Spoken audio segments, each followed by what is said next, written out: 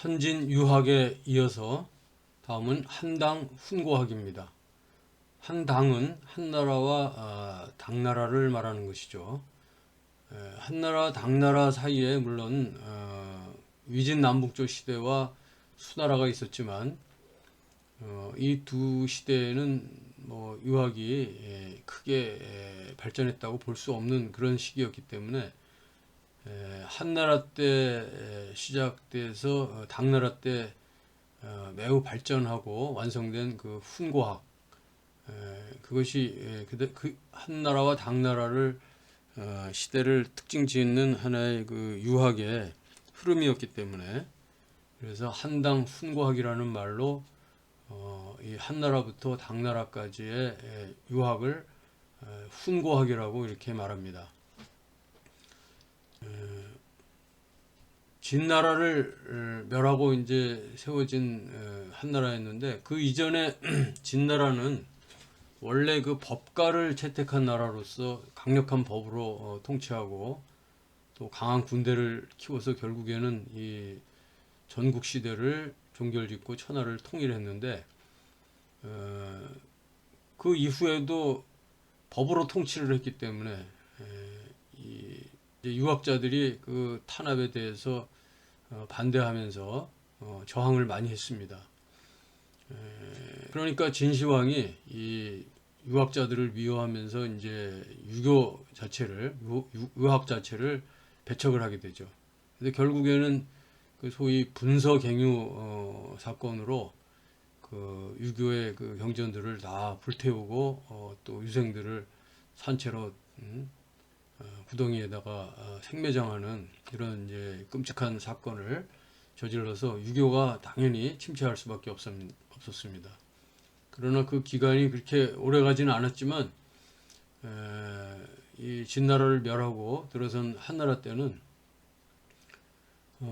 유교가 하나의 그 정치 이념으로 이렇게 등장하게 되지만, 유교 이미 진나라 때 많은 그 유교 경전들과 책들이 다 이제 사라지고, 또 그 유학자들도 많은 죽음을 당해가지고 그 유학을 제대로 이제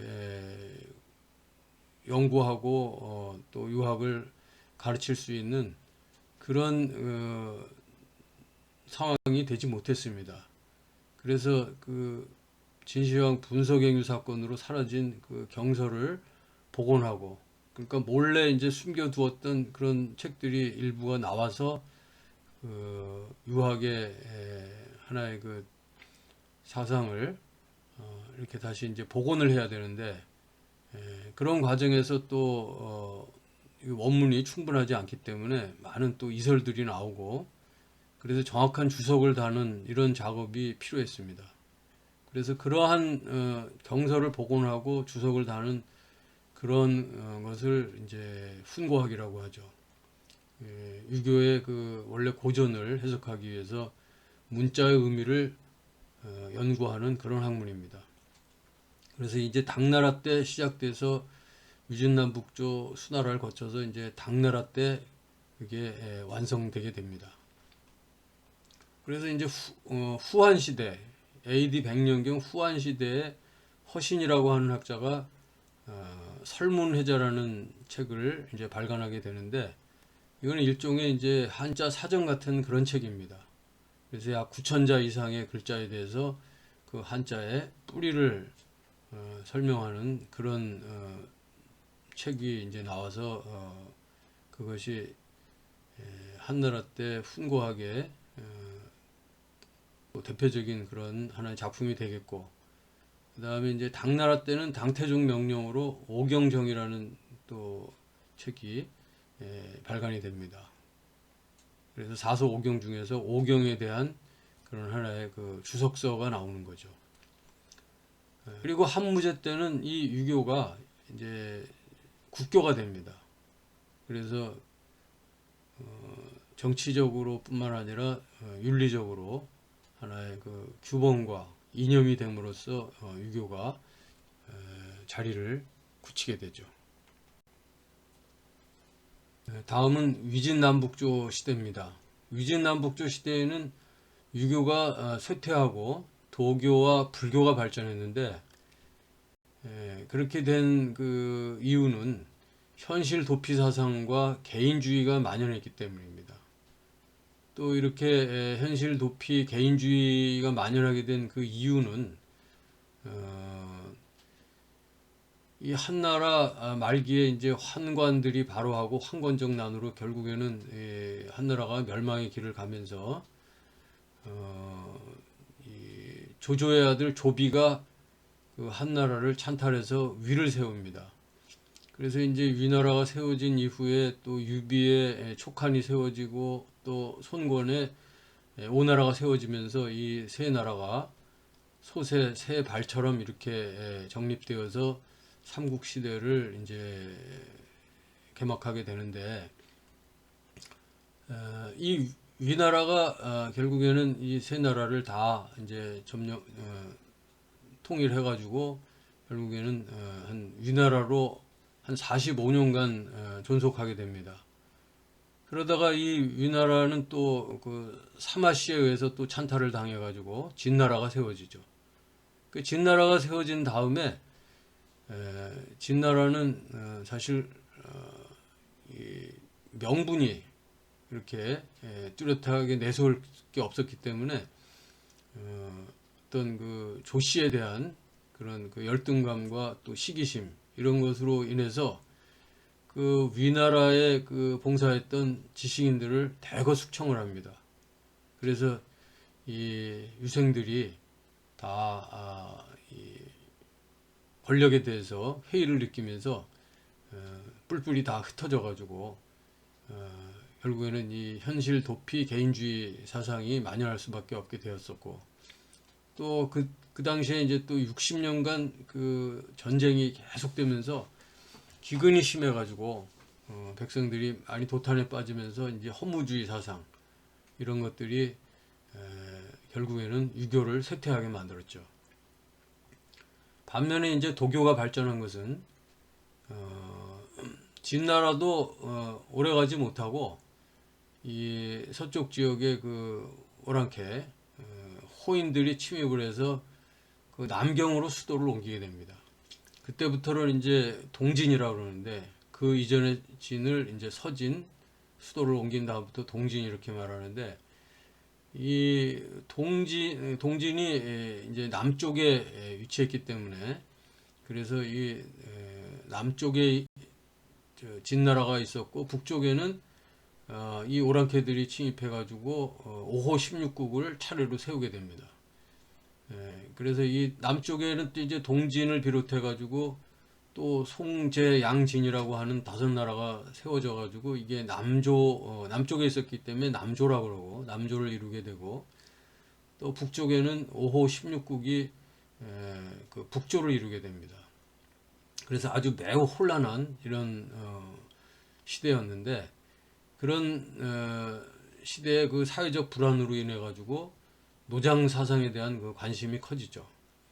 그래서 이제 귀족들은 앞에서 말한 대로 이 진나라가 지식인들을 숙청하는 과정에서 세속을 떠나게 되고 자연에 묻혀서 자연에 동화되는 삶을 동경하는 이른바 청담 사상이 유행하게 됩니다.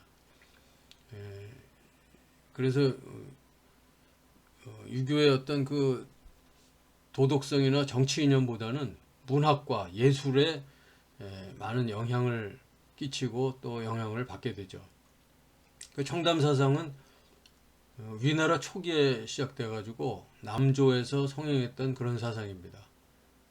그래서 이거는 유가의 사상이라고는 볼 수 없고 도가의 무의 사상을 본으로 삼고, 또 불교의 그 염세 사상 등을 이제 이렇게 접목시키고 혼합해서 형성된 그런 사상입니다. 그래서 이 사상을 대표하는 사람들이 그 당시에 이제 중림칠연이라고 그래가지고 이 사람들은 중림에 모여가지고 서로 시를 읽고 또 음악과 술을 즐기면서 자신들의 말로 청담이죠. 세속에 때묻지 않은 순수한 그런 담화다. 그래서 청담이라고 이렇게 일컬으면서 청담으로 세월을 보낸 그 7명의 선비가 있었습니다. 이들을 중림칠연이라고 부르고 있습니다. 이 귀족들 사이에서는 그랬지만 또 서민층에서는 이 토속 신앙이 유행을 해서 토속 신앙과 결합해서 이 도가가 이 노장 사상이 결국에는 도교로 발전하게 됩니다. 도교는 도가의 노장 사상에다가 이 주역이라 그러면 육아의 경전이긴 하지만 주역에는 그런 점괘를 보는 이런 내용들이 있었기 때문에 이 주역과 또 불로 장생술 그리고 뭐 주술 이런 미신 등 이런 민간신앙 등이 합쳐져 가지고 도교라는 형태로 발전하죠. 그래서 이들이 또 세력을 키워가지고 결국에는 그 후한말에 그 태평도 황건적난을 일으킨 그 장각의 태평도가 바로 이 도교에서 비롯된 것이고 또 장릉의 오두미교 이런 것들도 도가가 도교화되면서 하나의 그 나타난 그런 형태로 볼 수 있습니다. 위진남북조 시대에는 도교가 발전하면서 동시에 불교가 매우 발전했습니다. 중국에 불교가 들어온 것은 후한 초기로 그렇게 알려져 있는데 불교가 도입되었지만 한나라는 이 유교가 정치 이념이고 중심 사상이었기 때문에 불교가 한나라 때 이렇게 크게 발전할 수는 없었죠. 그리고 불교가 이제 정착되어 가다가 위진남북조 시대가 되면서 아주 급속도로 불교가 발전하기 시작합니다. 그래서 위진남북조 시대는 여러 나라들이 이렇게 중국 영토를 나누어서 지배하는 그런 시대였기 때문에 전체적으로 통일된 어떤 그런 사상이나 이념을 말하기는 어렵고 그러나 몇 나라에서 특별히 이 불교를 옹호하고 보호하면서 불교가 매우 발전하게 되었다 이렇게 말할 수 있습니다. 그래서 당시에 이제 석굴도 조성이 되고 뭐 사원도 만들어지고 하는 등의 불교 미술도 매우 발달하게 되었고요. 그리고 중국식 불교라고 할 수 있는 선종이 시작됩니다.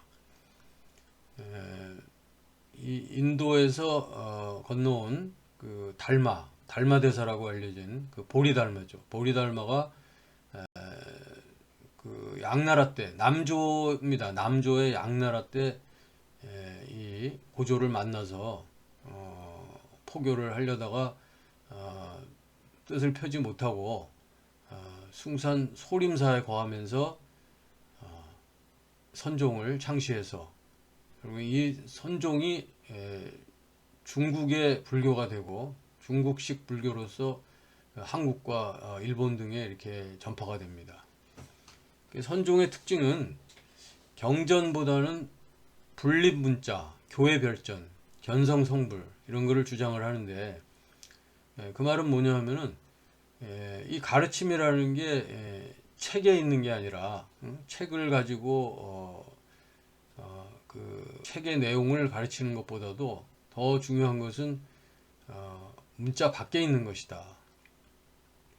그리고 누구나 부처가 될 수 있다라고 하는 이런 주장입니다. 그래서 이런 것은 책을 봐서 공부해서 깨닫는 것이 아니라 선을 통해서 참선을 수행을 통해서 단번에 깨달을 수 있다. 이걸 이제 도노돈수라고 그러는데 단번에 깨닫는다라고 하는 그런 가르침을 전하는 그런 불교의 종파이죠. 그래서 견성성불이라는 것은 자기 본성을 보고 깨달으면 성불, 부처에 이를 수 있다. 그런 말입니다. 다음은 수나라 때 유학에 대해서 알아보겠습니다. 수나라는 이 후한말 삼국시대 이후에 그 한 200년 이상 계속되었던 그 혼란스러웠던 위진남북조 시대를 종결짓고 중국을 재통일해서 세워진 나라입니다. 수나라를 세운 수문제는 원래 북조에 속한 북주라고 하는 나라의 그 총관이었습니다. 원래 이름은 양견이었죠. 이 양견이 선의를 받아서 북주의 왕이 된 뒤에 정복 전쟁을 통해서 중국 대륙을 평정하고 세운 나라가 수나라입니다. 이 수나라는 또 앞에 진나라와 마찬가지로 2대에 걸쳐서 단명하게 됩니다. 수양제 때 끝나게 되는데 비록 짧은 기간이었지만 이 수나라는 그 이후에 중국 역사에 큰 영향을 끼치는 그런 제도와 시스템을 만들었는데 중국 최초로 과거제를 시행했습니다. 또 율령의 핵심인 삼성 육부제를 실시해서 이런 것들이 후대 중국 관료 정치의 기틀이 되었다고 할 수 있습니다. 그리고 대운하를 건설해 가지고 상업이 더욱 발전하게 되고 중국 경제에 그 중추적인 역할을 제공하게 되었죠. 이 수나라 때는 과거 시험에서 그 유교에 관련된 그 지식을 요구했기 때문에 유교가 다시 존중되고 발달하게 됐습니다. 반면에 불교는 너무 형식에 치우치게 되고 또 도교는 인간 신앙과 이렇게 결합돼 가지고 미신화되는 경향이 있었기 때문에 불교와 도교를 억압하고 사회 기강을 쇄신하기 위해서 유교가 가장 훌륭하다, 우월하다 이렇게 보아가지고 유교의 그 정신을 통치 이념으로 또 이렇게 사회적 그런 기강 쇄신의 하나의 그 정신으로 삼으려고 했습니다. 그래서 풍습과 교육면에서 유교적 바탕 아래 이제 힘을 쏟아주고 유교주의에 입각한 군주권을 강화하고 국가의 기강 확립에도 노력을 했습니다. 그래서 이렇게 이제 유교가 발전하면서 당나라로 이어져 가지고 당나라 문화에 영향을 끼치게 됩니다. 중국 사상사 이래 마지막으로 당나라 훈고학에 대해서 알아보겠습니다. 당나라 때는 유교가 매우 발전했는데 그것은 과거 제도 때문이다 이렇게 말할 수 있습니다. 과거 제도는 수나라 때 처음 시작돼서 당나라에서 이어서 계속 시행됐는데 이 과거 시험에서 유교에 관련된 그런 지식을 요구했기 때문에 관리가 되려면 유교를 모르고서는 관리로 나아갈 수 있는 길이 없었죠. 그래서 유교의 경전이라고 할 수 있는 사서삼경을 이 유생들이 열심히 공부하고 그래서 유학이 자연스럽게 발달할 수밖에 없는 그런 시대였다 이렇게 볼 수 있습니다. 그리고 유교가 또 발전한 것은 당나라 때는 훈고학이 발달했는데 이 훈고학은 한나라 때 시작되어 가지고 계속 발전해 오다가 이 당나라에 와서 꽃을 피우고 거의 그 완성되게 되었다 이렇게 말할 수 있습니다. 그리고 또 한편으로 유교가 이제 발전하게 된 것은 그 한유나 유종원 이런 사람 당송팔대가라고 하죠. 유명한 문장가들이 고문 운동을 전개했습니다. 그리고 이러한 고문 운동들이 유교가 발전할 수 있는 그런 하나의 기틀이 되었다 이렇게 볼 수 있죠. 그리고 또 문학적으로도 매우 발달한 시기였는데 귀족 중심의 그 시를 쓰는 그러한 시인들이 많이 나타났습니다. 그 중에서도 이백과 두보가 아주 뛰어난 그런 시인으로 알려져 있죠. 이 사람들은 유교뿐만 아니라 유불선의 그 경계가 없이 자유로운 사상을 노래한 그러한 뛰어난 시인들이었습니다. 그리고 당나라 시대에는 또 도교도 아울러서 발전하고 또 불교도 발전하게 되는데 도교가 발전한 것은 황실이 적극적으로 지원을 해줬기 때문입니다. 당의 황실은 특히 이제 노자의 성이 자신들과 같은 이씨라는 점에서 이 도교에 대해서 호의적인 태도를 가졌었습니다. 그 도교의 시조인 그 노자가 본명이 이이였는데 자는 담이었고요. 그 당태종 이세민 역시 자기 성이 이씨이기 때문에 노자의 후손이라고 자처를 했습니다. 그래서 노자가 지은 그 노자 도덕경을 중시하고 신료들에게도 애독하도록 그렇게 이제 권장을 했죠.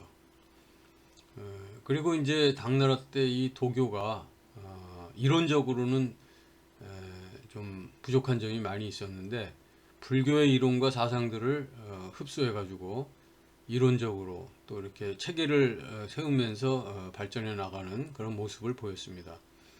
그리고 또 많은 도교 사상가들이 출연했고 이들이 이제 내단 수행론이라든지 여러 가지 이제 수련법들이 이렇게 발전하면서 당나라 시대에 도교가 발전하게 되었습니다. 당나라 때 불교는 초기에는 약세였지만 점차 또 왕실의 역시 지지를 받으면서 점차 발전하게 됩니다. 그러니까 당나라 시대에는 유교, 도교, 불교 모두 이렇게 골고루 발전하는 그런 시대였다 이렇게 말할 수 있습니다. 앞에서 얘기했지만 도교는 당의 황실의 그 지지를 받으면서 자연적으로 발전하게 됐고, 또 유교는 정치 이념이었고, 또 과거 제도를 통해서 많은 유학자들이 배출되면서 자연스럽게 발전하게 됐습니다.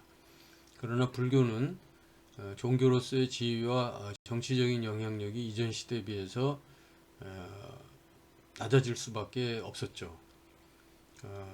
그래서 이제 유교와 도교의 발전에 비해서 불교에 대한 왕실의 지지가 처음엔 낮았지만 또 왕권 강화를 위한 호국불교 성격으로 불교 역시 또 발전하게 됩니다.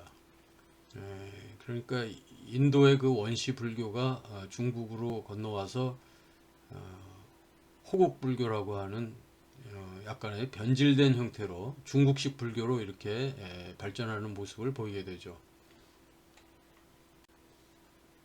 불교는 크게 교종과 선종으로 구분할 수 있는데, 교종은 그 경전의 가르침을 통해서 교리를 연구하고 교리를 가르치는 걸 통해서 깨달음을 얻는다는 그런 종파라면, 선종은 일종의 명상을 통해서 단번에 깨달음을 얻는다라는 것이 이제 서로 다른 점인데, 이 선종보다는 교종이 왕실의 지지를 받아서 더 이제 발전할 수 있게 되죠. 그래서 당태종 때 그 현장법사, 삼장법사라고도 하는 사람이 17년 동안 인도에 가서 천축이라고 불교에서 말하는데, 그 인도에 가서 그 경전을 가져오고 또 자기가 거기 가서 더 깨달은 것을 이 대당서역기라는 걸 통해서 알리게 됩니다. 그래서 그 대당서역기에서 인도와 동남아에 대한 그 소개가 이루어지면서 또 왕실의 그 불교적 관심이 높아지게 되죠. 그래서 자연적으로 이 교정이 발전하게 되고, 반면에 선종은 왕실의 뭐 특별한 지지를 받지는 않았지만 선종은 달마에서 이제 시작됐는데 그 6대조 그로부터 이제 6대조의 제자인 그 해능이라고 하는 승려에 의해서 이 선종이 거의 그 완성되는 그런 모습을 또 보이게 됩니다. 그가 지은 그 6조 단경이라는 게 있는데, 거기에서 이 선종의 그 최종적인 그 경지를 피력하고 있습니다. 선종은 이제 참선을 통해서 단번에 깨닫는다라고 하는 그 도노를 중시하는데, 도노는 한순간에 그 궁극의 깨달음을 얻는 것을 말합니다. 그리고 점수라는 것은 오히려, 점수는 반대로 어떤 순서와 차례를 통해서 점차적으로 깨달음을 얻는 것을 말하죠. 그러니까 선종은 이 참선을 중시하기 때문에 도노의 깨달음을 이제 중요하게 여기고, 교종은 교학을 중시하기 때문에 점수, 단번에 깨닫는 게 아니라 교리를 연구하고 또 경전을 오랫동안 공부함으로써 그 가르침 속에서 깨달음을 얻는다라는 점수를 중요하게 여깁니다. 우리나라 이제 조계종은 한국의 대표적인 그 선종이라고 할 수 있습니다. 당나라 시대에는 유불선 삼교 외에도 다른 또 이제 활발한 무역을 통해서 외국의 종교들이 도입하고 또 중국에 들어와서 발전도 하게 되는데, 이 해상과 실크로드를 통해서 이제 국제 무역이 발달했기 때문입니다. 그래서 들어온 종교들이 조로아스터교 또는 네스토리우스파의 그 기독교, 그리고 마니교 등도 이제 전파가 됐습니다. 그리고 이제 이 당나라 때 그러니까 유불선 삼교뿐만 아니라 당나라 때 들어온 이런 종교들이 중국에만 머문 게 아니라 이 당나라의 종교와 문화가 아시아 각국으로 이제 전파되면서 아시아 각국에 영향을 미치고, 그래서 일본에서도 이 나라 시대 그리고 헤이안 시대에는 그 견당사라고 그래가지고 당나라에 파견하는 사신이다. 그래서 이 사람들을 통해서 당나라 문물을 수입하고 선진 문화를 수입하려고 하는 그런 노력들을 기울였다는 것을 이제 알 수 있습니다. 이상으로 중국 사상사 1에 대한 강의를 마치겠습니다. 수고 많이 하셨고요. 다음 중국 사상사 2에서는 송대의 성리학에서부터 명대의 양명학, 청대의 고증학까지 공부하겠습니다.